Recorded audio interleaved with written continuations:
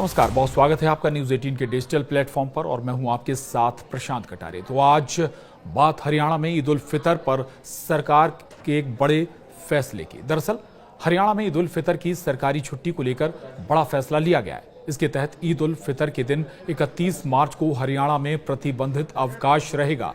प्रदेश में ईद की छुट्टी को अब रेस्ट्रिक्टेड हॉलिडे की सूची में डाल दिया गया है। इसके तहत अब जिसे ये अवकाश लेना है वो ले सकता है और जो नहीं लेना चाहता है वो ना ले। आदेश के तहत हरियाणा सरकार ने ईद उल फितर के दिन आगामी 31 मार्च को राजपत्रित अवकाश के बजाय अनुसूची 2 के अंतर्गत प्रतिबंधित अवकाश घोषित किया है। हरियाणा सरकार की ओर से इसकी एक अधिसूचना भी जारी की गई है। हरियाणा के मानव संसाधन विकास विभाग की तरफ से जारी अधिसूचना में कहा गया है कि सरकारी अधिसूचना में आंशिक संशोधन करते हुए यह अधिसूचित किया जाता है कि ईद उल फितर यानी 31 मार्च 2025 को राजपत्रित अवकाश के बजाय प्रतिबंधित अवकाश के रूप में मनाया जाएगा, क्योंकि 29 और 30 मार्च 2025 सप्ताहांत अवकाश के दिन है और 31 मार्च वित्तीय वर्ष 2024-2025 का समापन दिवस है।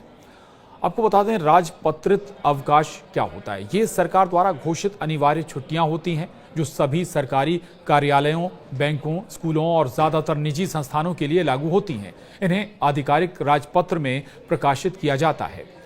उदाहरण के तौर पर इनमें गणतंत्र दिवस, 26 जनवरी, स्वतंत्रता दिवस, 15 अगस्त और गांधी जयंती 2 अक्टूबर भी शामिल है। वहीं प्रतिबंधित अवकाश का अगर जिक्र करें तो ये वैकल्पिक छुट्टियां होती हैं जिन्हें कर्मचारी अपनी पसंद के अनुसार ले सकते हैं या नहीं। ये सभी के लिए अनिवार्य नहीं होती हैं और इन्हें लेना कर्मचारी के विवेक पर निर्भर होता है। चूंकि अब ये बड़ा फैसला हरियाणा सरकार ने लिया है, तो आपको बता दें कि सरकार ने ईद के 5 दिन पहले 31 मार्च की छुट्टी को रिस्ट्रिक्टेड हॉलीडे में बदल दिया है। इसे लेकर चीफ सेक्रेटरी अनुराग रस्तोगी ने लेटर जारी कर दिया है। चीफ सेक्रेटरी ने लेटर में हवाला दिया है कि फाइनेंशियल ईयर 2024-25 की क्लोजिंग है, इस वजह से छुट्टी रद्द की गई है। 29 और 30 मार्च को वीकेंड है और 31 मार्च को वित्तीय वर्ष का आखिरी दिन।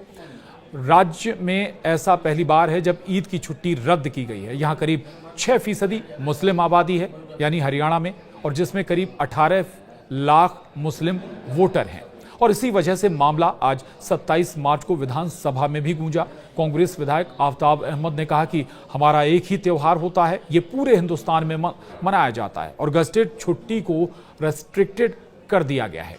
इधर सीएम ने कहा कि फाइनेंशियल ईयर एंड होने के कारण ये फैसला किया गया है। 31 वित्तीय वर्ष का लास्ट दिन है और इस पर पूर्व सीएम हुड्डा ने कहा कि यह गलत है। पूरे देश में यह हो रहा है। सीएम ने कहा कि इसे सदन में मुद्दा ना बनाया जाए।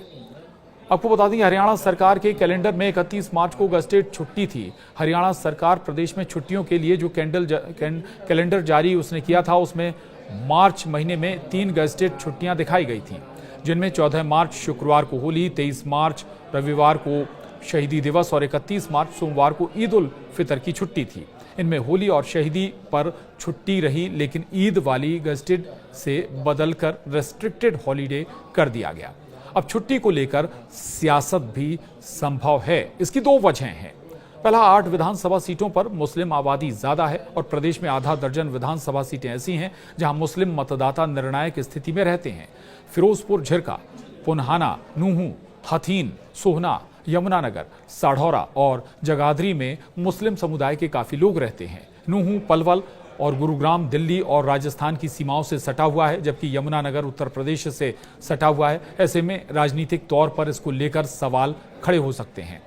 दूसरी वजह, राज्य में 5 मुस्लिम विधायक भी हैं। तो हरियाणा विधानसभा की कुल 90 सीटों में से इस बार 5 मुस्लिम विधायक जीत कर आए हैं। ये सभी विधायक कांग्रेस पार्टी के हैं। इनमें जगाधरी से अकरम खान, नूहू से आफ्ताब अहमद, फिरोजपुर झिरका से मामन खान, पुन्हाना से मोहम्मद इलियास और हथीन विधानसभा से मोहम्मद इजराइल शामिल हैं। इस समय विधानसभा में बजट सत्र चल रहा है, इसलिए पूरे आसार हैं कि सदन की कार्यवाही के दौरान ईद की छुट्टी कैंसिल होने को लेकर विपक्षी दल हंगामा कर सकते हैं। तो हरियाणा में ईद उल फितर को अब रेस्ट्रिक्टेड हॉलीडे में डाल दिया गया है। इसका बहुत असर सियासत पर भी होता हुआ नजर आने वाला है। आज के लिए इतना ही। नमस्कार।